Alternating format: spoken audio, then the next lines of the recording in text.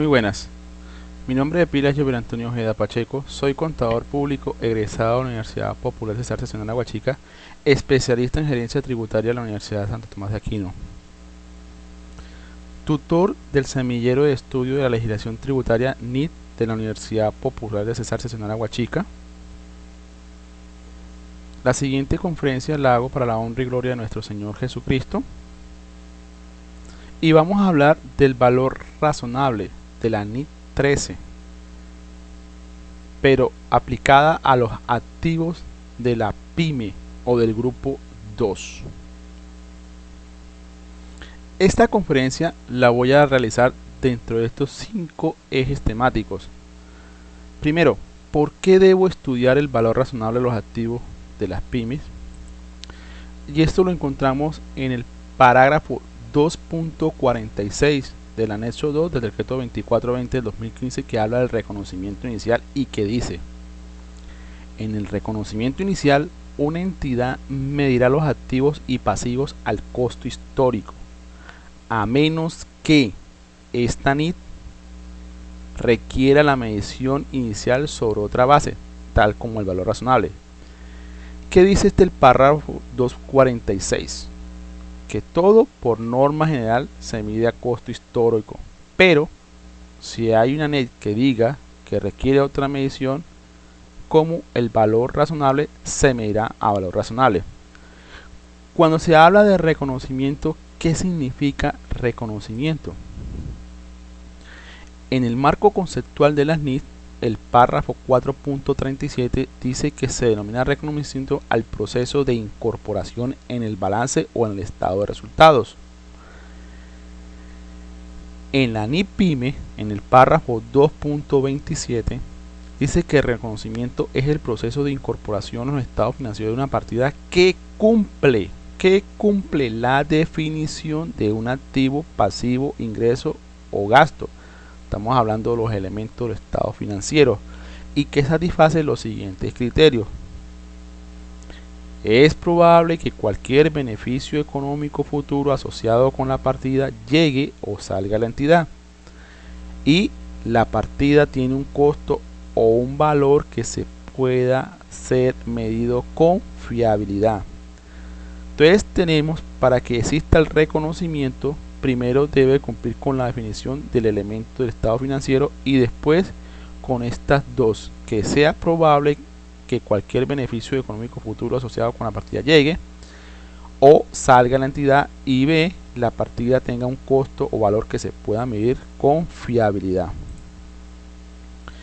Cuando dice a menos que esta NIT, significa que en el decreto 2420 del 2015, en el anexo 2, hay regulación que dice que debe ser medida a valor razonable. Por ejemplo, el párrafo 2.50 en el anexo 2 del decreto 2420 del 2015 dice: esta NIT permite o requiere una medición a valor razonable para los siguientes tipos de activos no financieros. A. Inversiones en asociadas y negocios conjuntos que una entidad mide a valor razonable. B. Propiedades de inversión que una entidad mide a valor razonable. C. Activos agrícolas, activos biológicos y productos agrícolas en el punto de su cosecha o recolección que una entidad mide a valor razonable menos los costos estimados de venta. Estamos viendo que el párrafo 2.50 me está diciendo que estos activos financieros deben ser medidos a valor razonable. ¿Y qué es un activo no financiero? Según el párrafo GA10 al GA12 de la NIT 32, dice lo siguiente: los activos físicos como inventarios y propiedades, planta y equipo, los activos arrendados y los activos intangibles como patentes y marcas registradas no son activos financieros. No son activos financieros, o sea que son activos no financieros. Dice: el control sobre tales activos tangibles e intangibles crea una oportunidad para la generación de entradas de efectivo u otro activo financiero, pero no da lugar a un derecho presente para la percepción o recepción de efectivo u otro equivalente al efectivo. Ciertos activos, como los gastos pagados por anticipado, cuyo beneficio económico futuro consiste en la recepción de bienes o servicios, no dan el derecho a recibir efectivo u otro efectivo financiero, de modo que tampoco son activos financieros. Los activos y pasivos que no tengan origen contractual, tales como los impuestos a las ganancias que se crea como resultado de un requerimiento legal impuesto por los gobiernos, no son activos financieros o pasivos financieros. Entonces, cuando hablamos de activos no financieros, son aquellos que dan la oportunidad para la generación de entrada de efectivo u otro activo financiero, pero no dan lugar a un derecho presente para la recepción de efectivo u otro activo financiero, y no dan derecho a recibir efectivo o otro activo efectivo, de modo que tampoco son activos financieros, como en el caso de los gastos pagados por anticipado.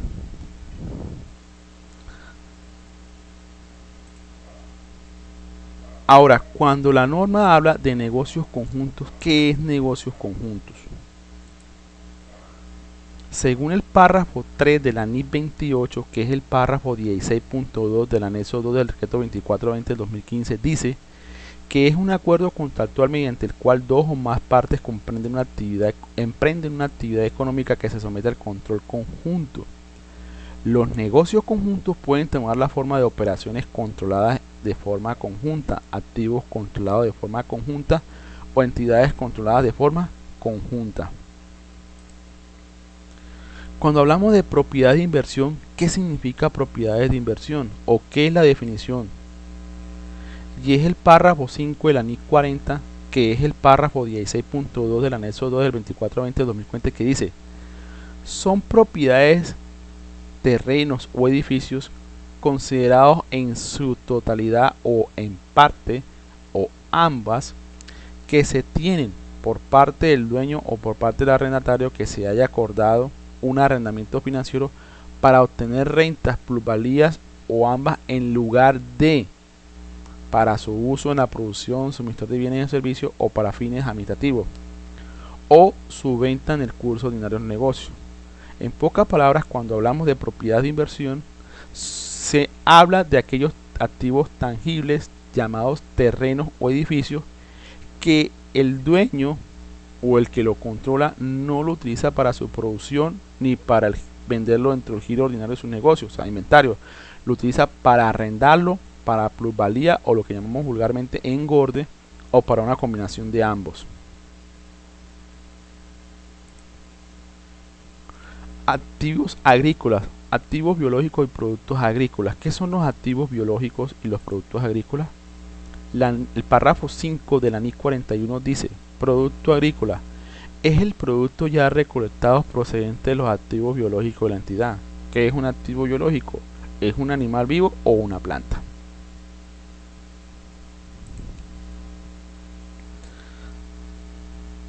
El párrafo 2.47 y 2.48 del anexo 2 del decreto 2420 del 2015 habla de activos financieros y pasivos financieros y dice: una entidad medirá los activos financieros básicos y los pasivos financieros básicos según se define en la sección 2 de instrumentos financieros básicos al costo amortizado menos el deterioro del valor, excepto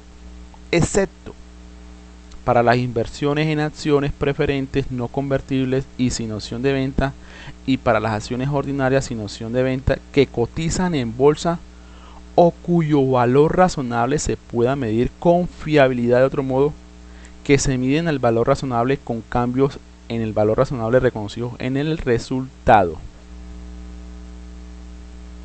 Una entidad generalmente medirá todos los demás activos financieros y pasivos financieros al valor razonable, con cambios en el valor razonable reconocidos en resultados, a menos que esta NIC requiera o permita la medición conforme a otra base tal como el costo o el costo amortizado. ¿Y qué es el valor razonable? ¿Qué es el valor razonable? Según el párrafo 9 de la NIC 13, dice: esta define el valor razonable como el precio que sería recibido por vender un activo o pagado por transferir un pasivo en una transacción ordenada entre participantes del mercado en la fecha de la medición. El literal B del párrafo 2.34 del anexo 2 del decreto 2420 del 2015 dice: valor razonable es el importe por el cual puede ser intercambiado un activo o considerado un pasivo entre un comprador y un vendedor interesado y debidamente informado que realicen una transacción en condiciones de independencia mutua.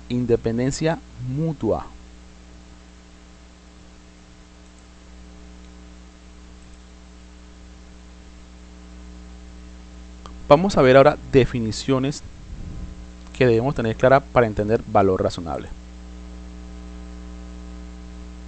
La transacción. Dice en el apéndice A de la NIT 13 que dice: una medición a valor razonable supondrá que el activo o pasivo se intercambia en una transacción ordenada entre participantes del mercado para vender el activo o transferir el pasivo en la fecha de la medición en condiciones de mercado presente. Entonces miremos, para que exista el valor razonable tiene que haber algo que se llama transacción. Quiere decir que el activo o el pasivo alguien quiera venderlo y alguien quiera comprarlo. Entonces dice: se intercambia en una transacción ordenada. ¿Qué es una transacción ordenada? Según el apéndice A de la NIT 13 dice: una transacción que supone una exposición al mercado para un periodo anterior a la fecha de la medición para tener en cuenta las actividades de comercialización que son usuales y habituales para transacciones que involucran estos activos o pasivos. No es una transacción forzada. Por ejemplo, una liquidación forzada o venta urgente.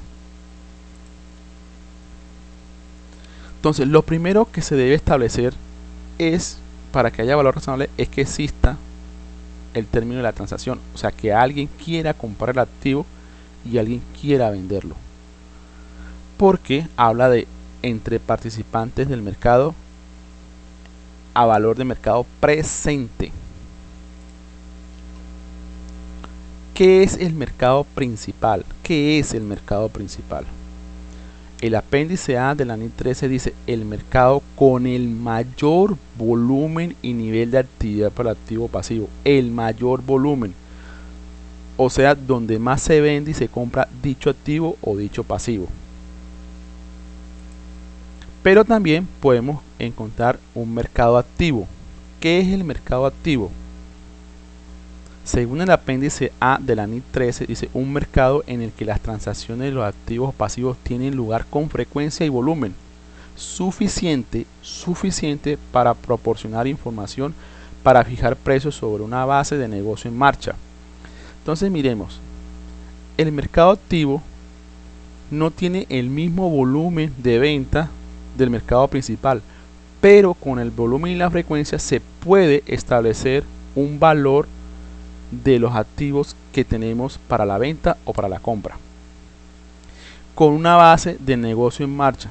El negocio en marcha es un principio que dice que todas las actividades van a seguir y que no tendrán o no se piensan liquidar.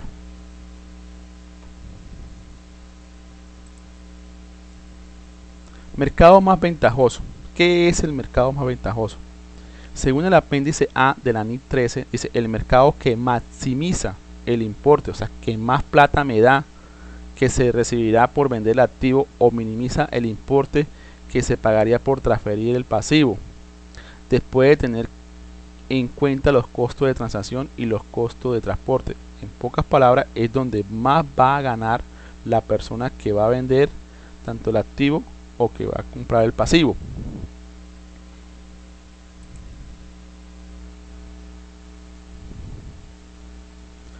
Datos de entrada observables.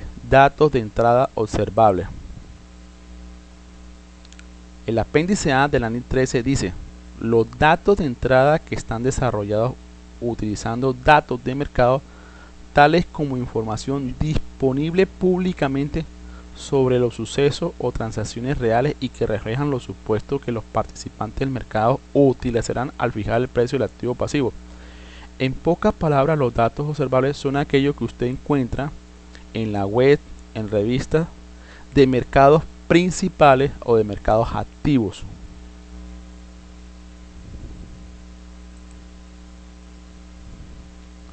Datos de entradas no observables. Como es lógico, los datos de entrada para los que los datos de mercado no están disponibles y que se han desarrollado utilizando la mejor información disponible sobre los supuestos que los participantes del mercado utilizarán al fijar el precio del activo pasivo. ¿Qué significa? Son aquellos que no están públicamente, que no los encuentro en la web, que no los encuentro en una revista. Al contrario, lo sabe un participante del mercado y supuestamente me dice o sé que ese es el valor del activo. Son los poco fiables. Máximo y mejor uso.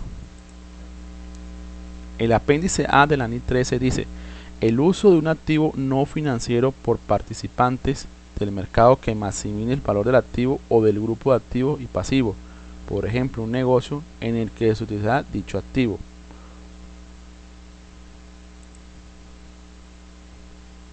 Participantes del mercado.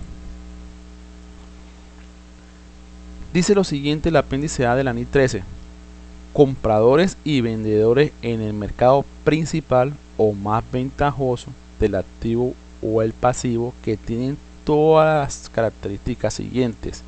A.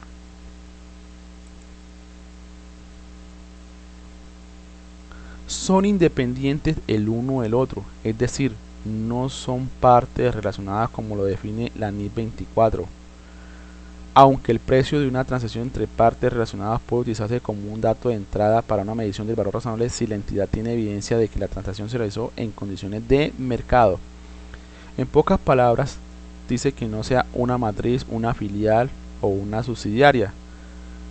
Eso es lo que habla la característica A, no tengan ninguna independencia o los dueños de la empresa A no sean dueños de la empresa B.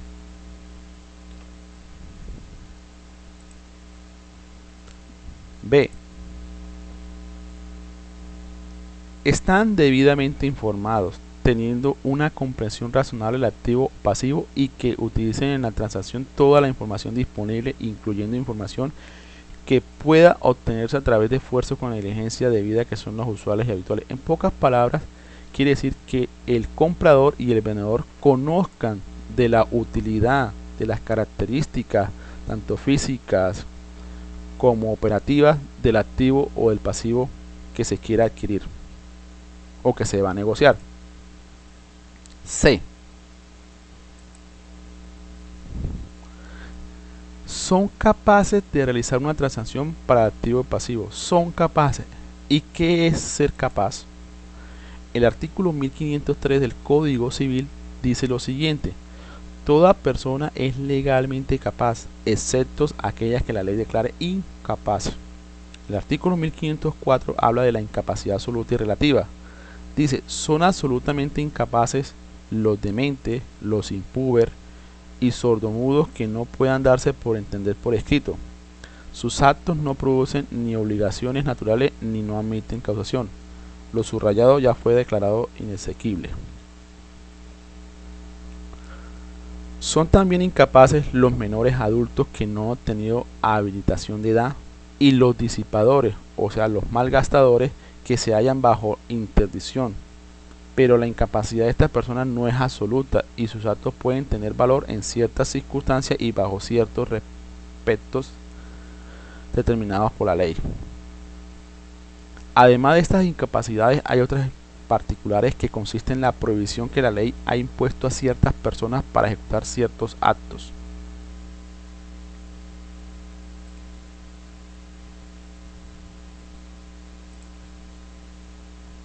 D. Tiene voluntad de realizar una transacción con el activo o el pasivo, es decir, están motivados pero no forzados u obligados de cualquier forma a hacerlo. Estas son las características para que compradores y vendedores se llamen participantes del mercado.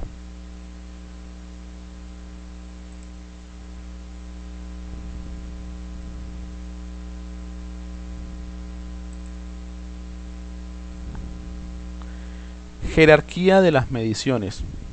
La NI establece una jerarquía para determinar los valores o los importes. Esta jerarquía la encontramos en el párrafo 72 de la NI 13 y dice: la jerarquía del valor razonable concede la prioridad más alta a los precios cotizados, sin ajustar en mercados activos para activos y pasivos idénticos, datos de entrada 1, y la prioridad más baja a los datos de entrada no observables, datos de entrada nivel 3. La jerarquía del valor razonable, según el párrafo 34, prioriza los datos de entrada de las técnicas de valorización, no las técnicas de valorización utilizadas para medir el valor razonable.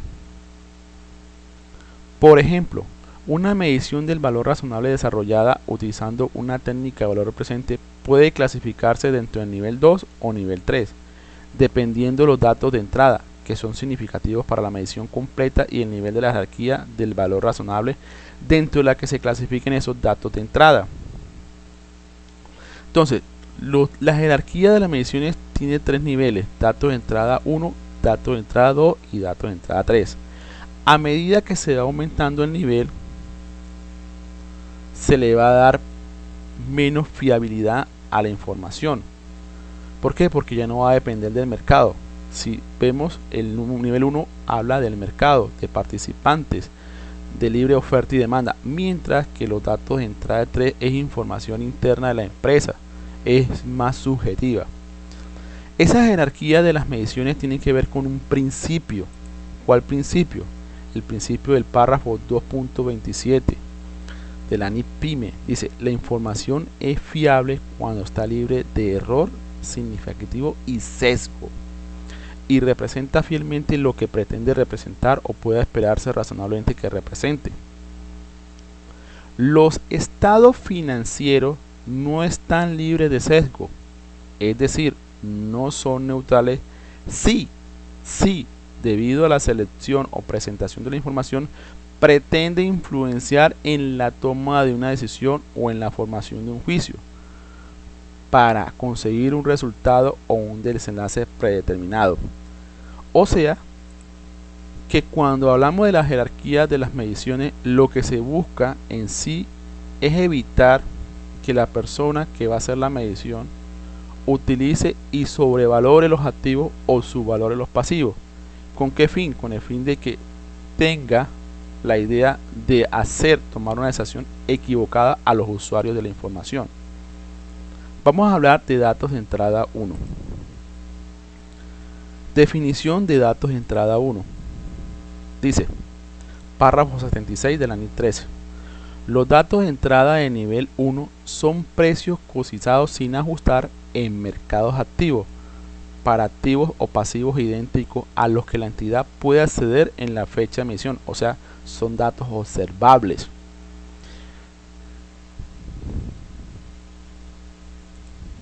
Característica. El párrafo 78 de la NI 13 dice: por ello, el énfasis dentro del nivel 1 se pone en la determinación de los dos elementos siguientes: a. el mercado principal para el activo pasivo, o, en ausencia de un mercado principal, el mercado más ventajoso para el activo o el pasivo. Tiene que haber un mercado principal. B. si la entidad puede realizar una transacción para el activo o el pasivo al precio de ese mercado en la fecha de medición. Puede participar en el mercado principal. Ejemplo. El literal A del párrafo B34 de la NI 13 habla de los ejemplos y dice: mercados de intercambio. Es un mercado de intercambio los precios que de cierre están fácilmente disponibles y son representativos generalmente del valor razonable. Un ejemplo de este mercado es la Bolsa de Valores de Colombia y la Bolsa Mercantil de Colombia. Y tenemos también los mercados de intermediación financiera y los mercados intermediados por agentes corredores, que para el caso de la NI pyme que estamos viendo no aplica.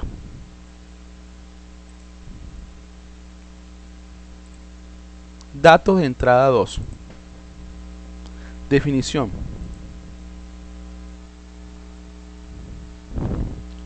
Son distintos de los precios cotizados incluidos en nivel 1, que son observables para los activos o pasivos directa o indirectamente. Los datos del nivel 2 no los encuentras en un mercado principal, pero los puedes encontrar en un mercado activo.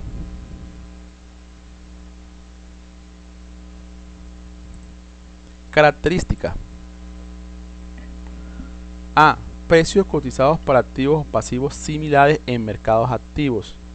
B. Precios cotizados para activos o pasivos idénticos o similares en mercados que no son activos. Entonces encontramos que en el nivel 2 estamos hablando ya de encontrar la información para allá del valor razonable no en un mercado principal, sino en un mercado principal, sino un mercado activo. Ejemplo. Inventario de productos terminados en una tienda al por menor. Dice que para un inventario de productos terminados que se adquiera en una combinación de negocios, un dato de entrada de nivel 2 sería un precio a clientes en un mercado minorista o un precio a minorista en un mercado al por mayor, ajustados por la diferencia entre la condición y la localización de la partida de inventario y las partidas de inventario comparables, es decir, similares, de forma que la medición del valor razonable refleja el precio que se recibiría en una transacción por vender el inventario a otro minorista que completaría el requisito de esfuerzo de venta. Quiere decir que cuando hacemos una adquisición de un inventario en una combinación de negocios, para saber el valor razonable, pues váyase al mercado minorista, vaya al minorista y busque cotizaciones de los productos que usted tiene en inventario, o váyase a un mercado mayorista y averígüelo a precio minorista. Después haga las respectivas ajustes entre todas las cotizaciones que consiguió y así haya el valor razonable. ¿Qué es combinación de negocio? El párrafo 19.3 del anexo 2 del decreto 2420 del 2015 dice: es la unión de entidades o negocios separados en una única entidad que informa. El resultado de casi todas las combinaciones de negocios es que una entidad, la adquiriente, obtiene el control de uno o más negocios distintos, la adquirida.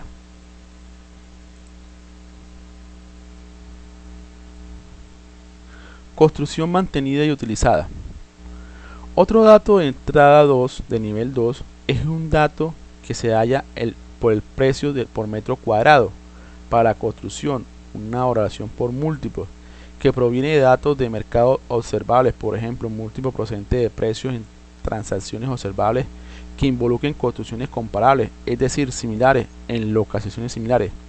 En pocas palabras, este ejemplo está hablando de lo que nosotros llamamos el peritazgo, cuando nosotros cogemos un inmueble y lo llevamos a que alguien nos dé cuál es el valor de ese inmueble al día de hoy.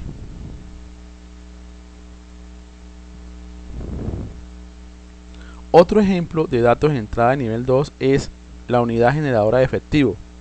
Dice: un dato de entrada de nivel 2 sería una valoración por múltiplos. Por ejemplo, un múltiplo de ganancia o ingreso de actividades ordinarias o una medida del rendimiento similar, que proviene de datos de mercado observables.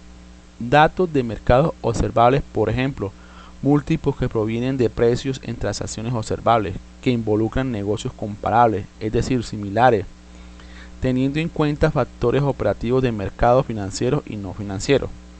Entonces, cuando hablamos de una unidad generadora de efectivo, ¿qué significa eso? Primero que todo,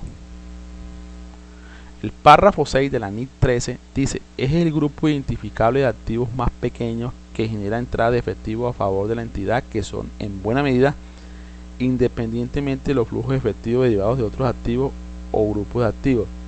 Una unidad generadora, en pocas palabras, ¿qué significa? Es aquello que me produce plata pero que no está dentro del giro ordinario de mi negocio.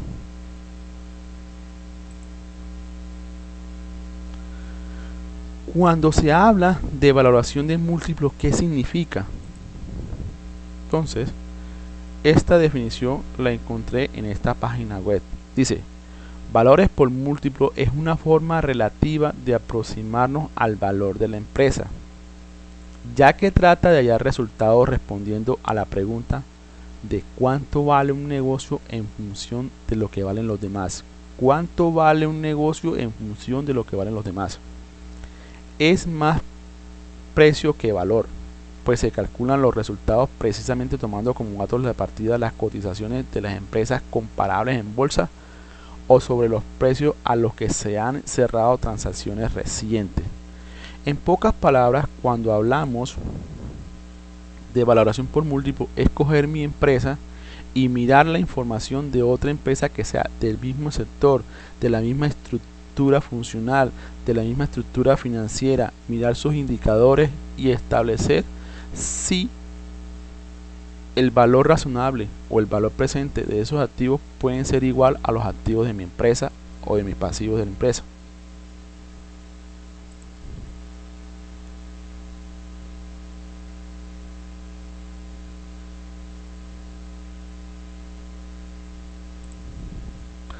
Datos de entrada de nivel 3.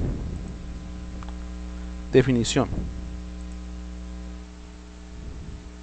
Los datos de entrada de nivel 3 son datos de entrada no observables. Usted no lo encuentra públicamente para hallar el valor del activo o del pasivo. Eso lo dice el párrafo P34 de la NIC 13. Característica. Datos de entrada observables relevantes no están disponibles. Una característica es que no están disponibles. Los datos de entradas no observables reflejan los supuestos, los que creen, los que piensan los participantes del mercado utilizarían al fijar el precio del activo, incluyendo supuestos sobre el riesgo. Utilizando la mejor información disponible de esas circunstancias, que pueden incluir datos propios de la entidad. Pueden incluir datos propios de la entidad. Aquí es donde datos de entrada a nivel 3 se vuelve poco fiable. ¿Por qué? Porque estamos tomando datos de mi propia empresa para valorar los activos de mi empresa o los pasivos de mi empresa. Se tendrán en cuenta toda la información sobre los supuestos de los participantes del mercado que esté razonablemente disponible. Entonces estamos viendo que datos de entrada 3 gira alrededor de supuestos y de información propia o internamente de la empresa que le va a dar el valor razonable al activo o el pasivo. Ejemplo. Opción a 3 años sobre acciones negociadas en un mercado de valores. Dice, un dato de entrada de nivel 3 sería la volatilidad histórica, es decir, la volatilidad de acciones que proviene de precios históricos de acciones. La volatilidad histórica habitual no representa las expectativas de los participantes del mercado presente sobre la volatilidad futura, incluso si es la única información disponible para fijar el precio de una opción. En pocas palabras, el precio actual se va a fijar sobre datos históricos de valoración de las acciones de la empresa la cual quiero comprar o la cual soy dueño. Unidad generadora de efectivo. Datos de entrada de nivel 3. Un dato de entrada de nivel 3 sería una previsión financiera. Por ejemplo, flujo de efectivos o resultado del periodo. Desarrollada utilizando datos propios de la entidad si no existe información disponible. Razonablemente que indique que los participantes del mercado utilizarán supuestos diferentes. En pocas palabras, es tomar información de flujo de efectivos presupuestados y traerlos a valor presente de ese activo y compararlo con el valor actual y establecer si el valor presente está por encima del valor actual del activo.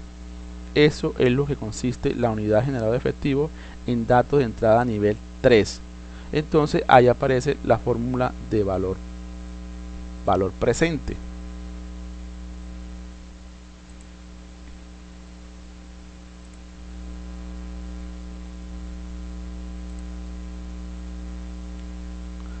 Técnicas de valoración. Las técnicas de valoración son estimaciones del precio al que tendría lugar una transacción ordenada de venta del activo o de transferencia del pasivo entre participantes del mercado en la fecha de la medición en las condiciones de mercado presente. Tres técnicas de evaluación ampliamente utilizadas son enfoque de mercado, enfoque de costo, enfoque de ingreso. Esto lo dice el párrafo 62 de la NIT 13. ¿Qué es el enfoque de mercado? Según el párrafo B5 de la NIT 13 dice que el enfoque de mercado usa los precios y otra información relevante generada por las transacciones de mercado que implican activos o pasivos o negocios idénticos o comparables. En pocas palabras, estamos hablando de datos de entrada 1. En el decreto 2649 esto aparecía en el inciso segundo del artículo 10. Mire, valor de realización del mercado es el que representa el importe en efectivo o su equivalente en que se espera sea convertido en activo o liquidado en un pasivo en el curso normal de los negocios. La misma definición que habla en la NIT 13.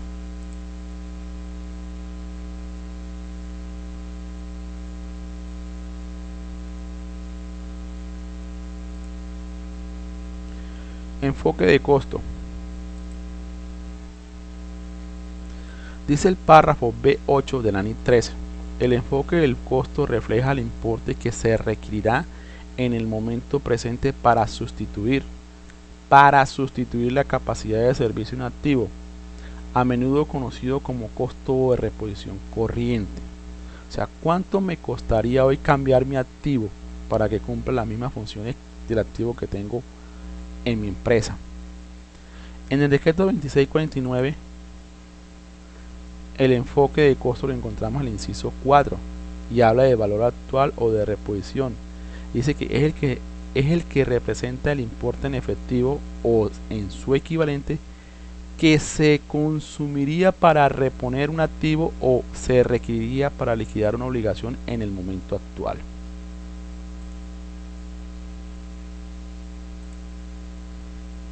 Enfoque de ingreso. Eso lo dice el párrafo B10 de la NIT 13. El enfoque del ingreso convierte importes futuros, por ejemplo, flujo de efectivo o ingresos y gastos, en un importe presente único, es decir, descontado. Cuando se utiliza el enfoque del ingreso, la medición del valor razonable refleja las expectativas del mercado presente sobre estos importes futuros. El enfoque de ingreso tiene más que ver con la fórmula de valor presente y estamos hablando de datos de entrada 3 o datos de entrada 2. Decreto 2649, ¿dónde lo encontramos? En el decreto 2649, en el inciso sexto del artículo 10 dice: valor presente o descontado es el que representa el importe actual de las entradas o salidas netas de efectivo o su equivalente. Como nos damos cuenta, los enfoques de mercado que habla la NIT 13 en el párrafo 62 se encuentran también o se encontraban en el artículo 10 del decreto 2649 del 93. Ejemplos. Ejemplo: acciones ordinarias sin opción de venta que cotizan en bolsa o cuyo valor razonable se puede medir con fiabilidad de otro modo. Miremos el siguiente ejemplo.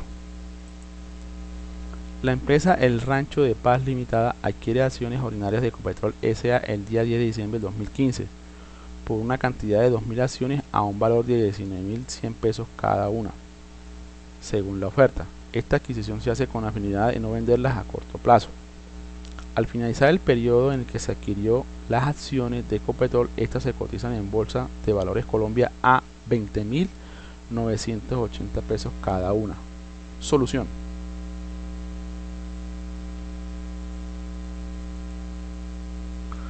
Primero vamos a ver el reconocimiento inicial. Entonces, en el momento de la compra. Entonces decimos, hallamos el valor total de la compra. Cogemos la cantidad de acciones por el valor de cada acción. O sea, 2.000 acciones por 19.100 pesos cada una daría 38.200.000. registramos contra las 1205 acciones 38.200.000 al debe, 1110 bancos 38.200.000 al haber. Reconocimiento posterior.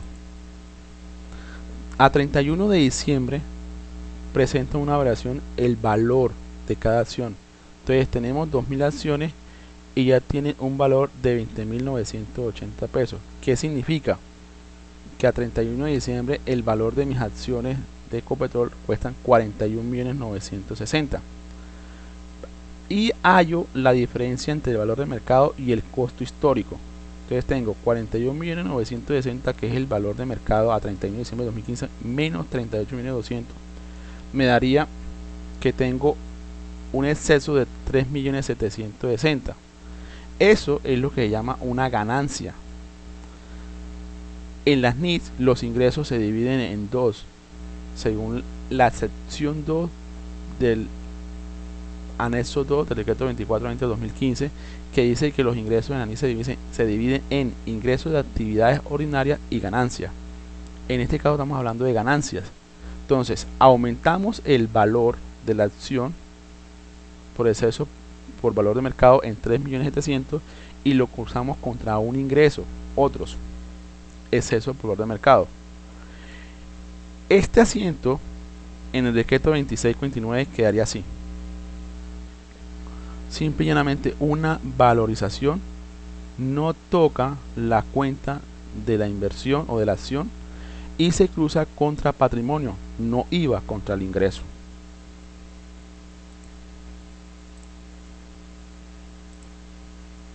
Propiedades de inversión. El 8 de abril de 2015, Mateo y Mercedes SAS adquieren un lote ubicado en el kilómetro 7 vía Huachica Gamarra. El lote tiene una dimensión de 2.500 metros cuadrados y para su compra se cancelaron los siguientes conceptos.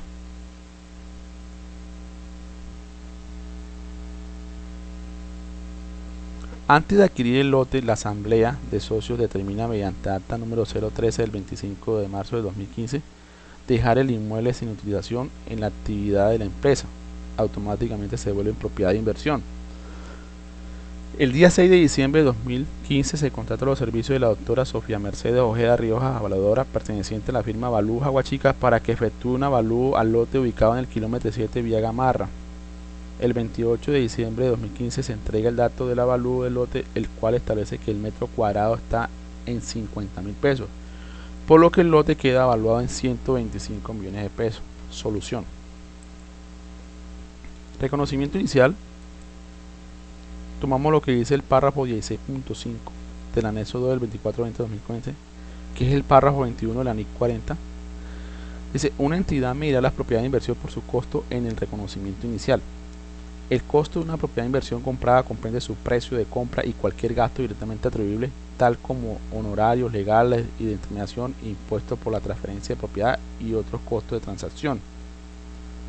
O sea, en pocas palabras, que para este caso el costo total son 39.311.520.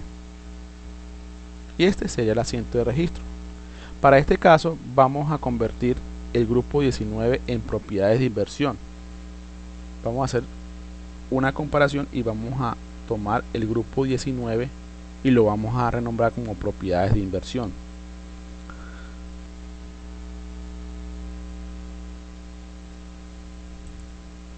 Reconocimiento posterior.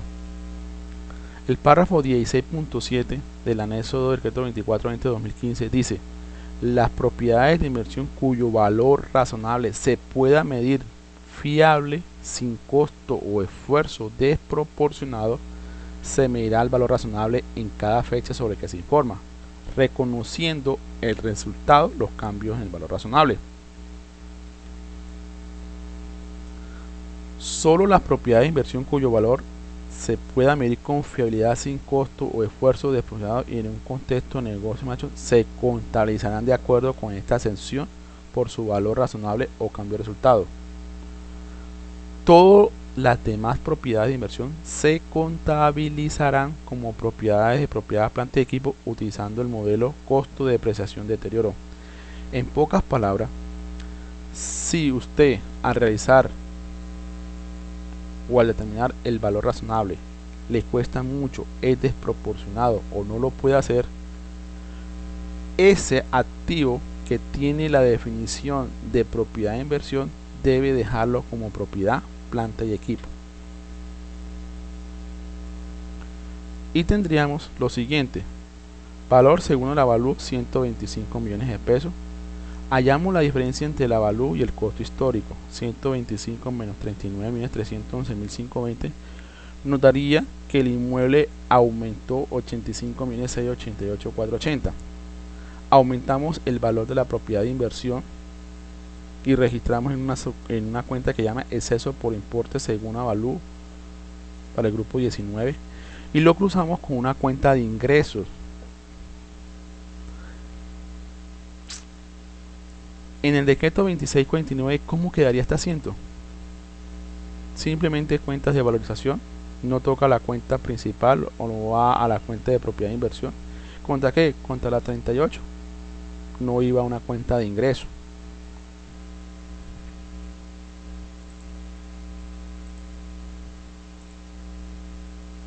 Activos agrícolas. La hacienda Aguachica es de propiedad de Mateo y Mercedes Saz. El 25 de septiembre del 2015 adquieren de contado 100 cabezas de ganado bovino, las cuales pesaban en promedio 315 kilos cada uno, con un costo de 3.300 el kilo.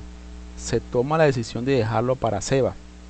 El valor de mercado al momento de la compra es de 3.600 por kilo y su costo de venta se presupuesta en 15 pesos por kilo.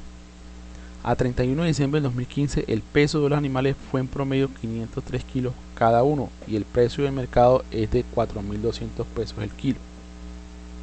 Solución. Reconocimiento inicial.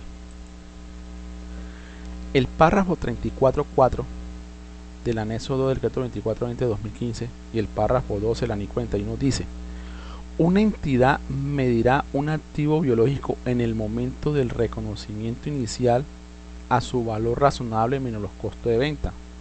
Los cambios en el valor razonable menos los costos de venta se reconocerán en el estado de resultado.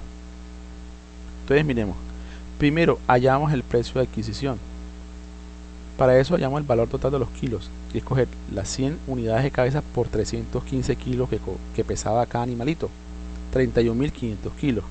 Ahora hallamos el valor total de la compra, 31.500 kilos por 3.300 pesos el kilo que costaba para la época de la compra. O sea, nos costó 103.950.000 los 100 animalitos.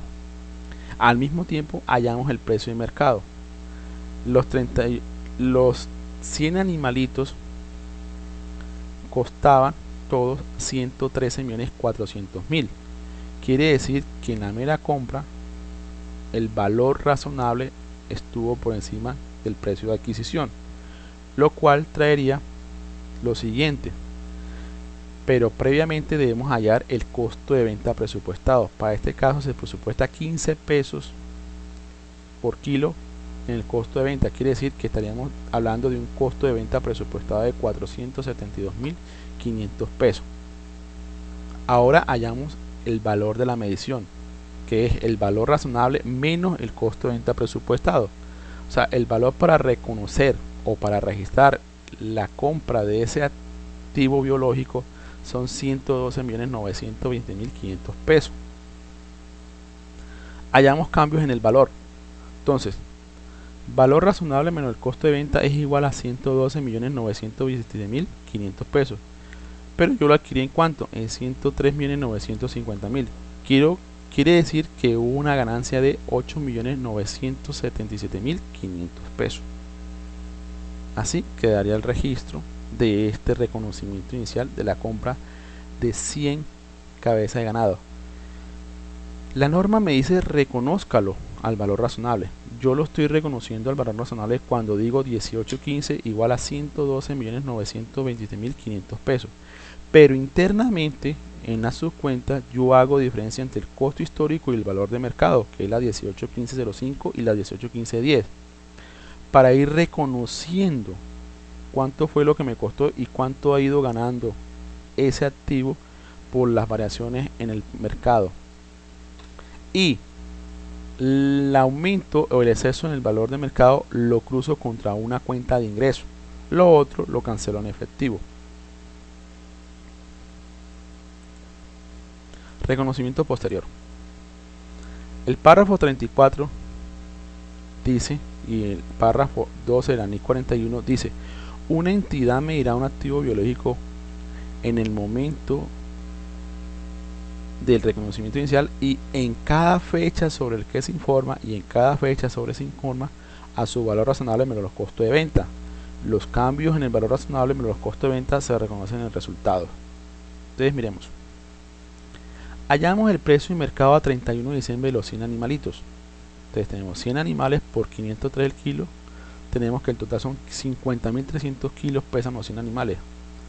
A esa fecha vale 4.200 pesos el kilo. Quiere decir que los animales tendrían un valor de mercado de 211.260.000. Al determinar el costo de venta presupuestado, nos damos cuenta que da 754.500 pesos. Porque escoger 50.300 kilos por 15 pesos el kilo que estableció el costo de venta presupuestado.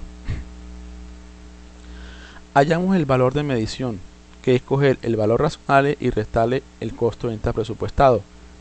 Quedaría 210.505 pesos.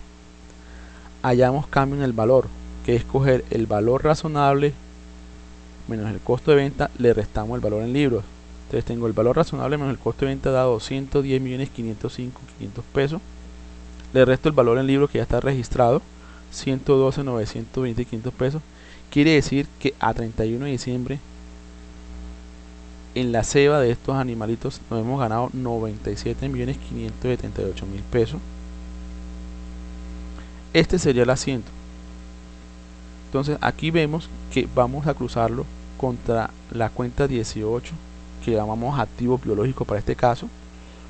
Entonces convertimos la 18, que es otro activo, lo conseguimos en activos biológicos y vemos que tenemos la subcuenta 18.15.10 que es valor de mercado y tenemos un auxiliar que se llama exceso por valor de mercado que es 97.578. ¿Contra qué? Contra una cuenta de ingreso. En el decreto 2649, ¿cómo sería el asiento? Simplemente es una valorización que se cruza contra patrimonio y en ningún momento hay ingreso contable.